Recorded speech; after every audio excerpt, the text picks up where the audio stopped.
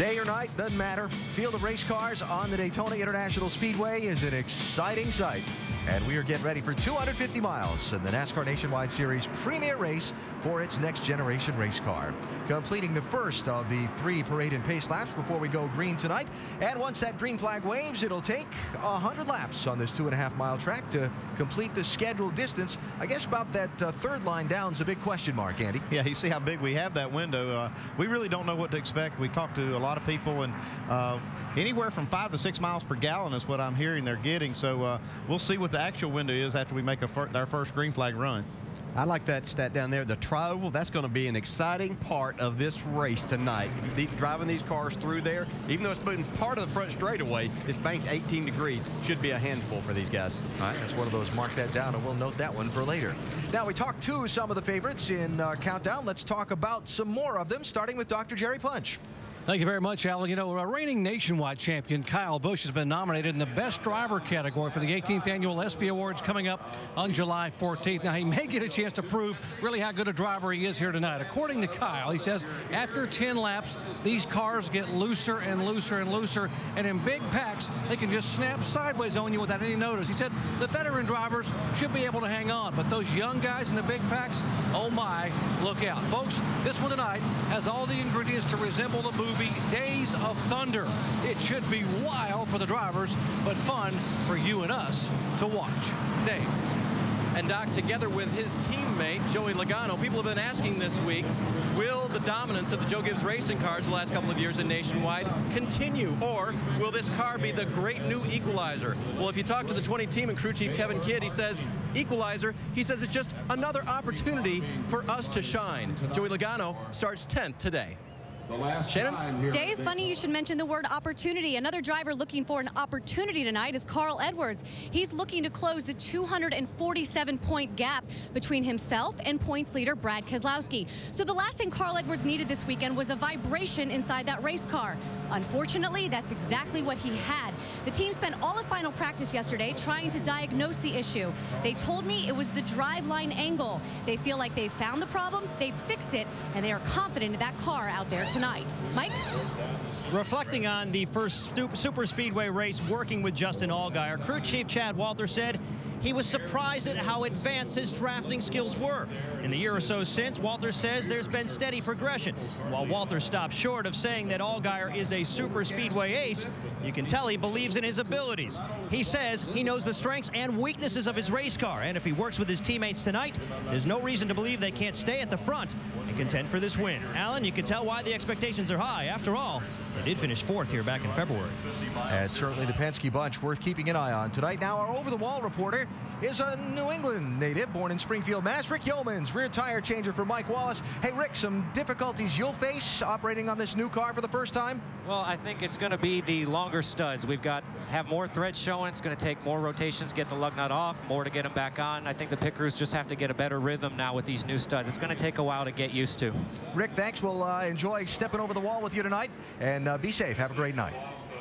All right, so we've got Challengers, we've got Mustangs, we've got Impalas, we've got Camrys on the track for the very first time and making their debut on the sport's grandest stage here at Daytona International Speedway. All kinds of discussions and thoughts from the drivers about how it's going to be in the draft and how it's going to play out in traffic. Well, we're about to begin finding out the answers to all those questions and all that speculation. Pace car is off, 100 laps ahead. We'll keep an eye on the weather. We'll see how this thing plays out as the 2 Dodges from the Penske team bring the field to the green flag.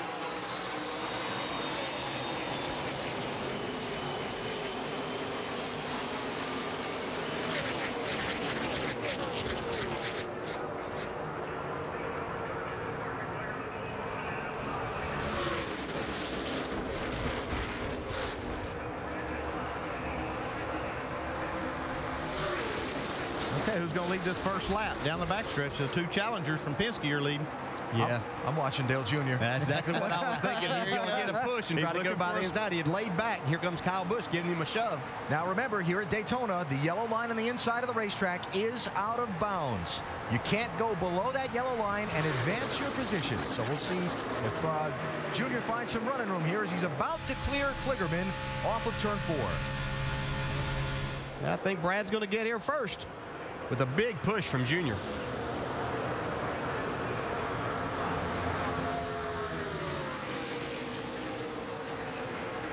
Keselowski leads, Junior is second, Kyle Busch in the 18, inside of Kligerman for third, pretty much double wide from there on back through about 18 cars. Now, Dale Earnhardt Jr. driving this 3-car in honor of his father. Remember, in the year that Dale Sr. passed away, the race fans did a tribute at every racetrack on the 3rd lap of the race, where they basically stood and held up 3 fingers. That's about to happen here at Daytona tonight.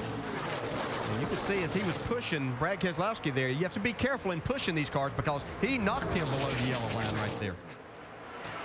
Is he going to lead?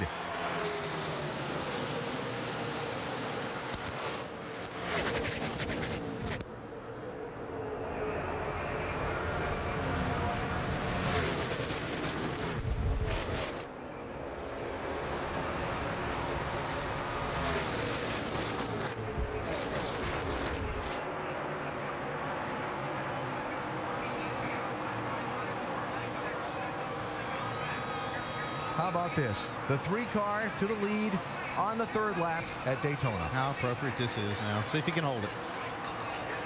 Yeah, that car's pretty loose right there. He's getting a big push, but he's so loose he can't get to the throttle. Whoa, Got to get back to the line first. That's Kyle Busch behind him.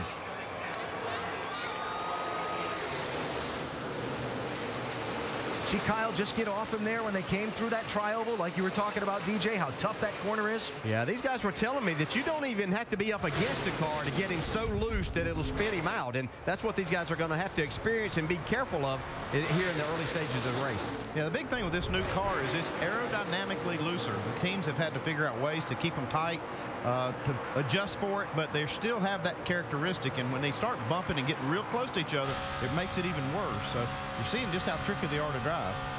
This is on good tires, too. Yeah. Yeah, we heard him report that Kyle Busch said that after about 10 laps, these cars just continue to get looser and looser. There's the bump into the tri-oval. Ooh, that's a dangerous place to be doing that.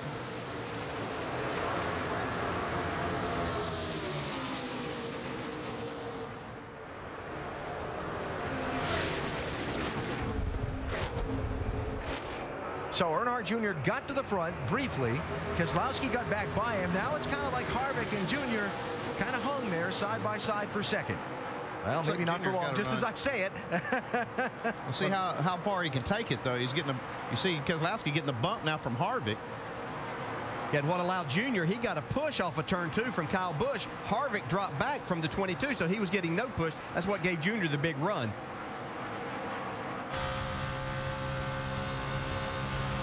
Remember that one of the things we talked about during our coverage of qualifying, we were talking about the 2 different types of setups under the cars. The coil-bound setups that are faster, but maybe a little more unstable, and the conventional setups. And Harvick giving up some speed in qualifying for the stability in the race.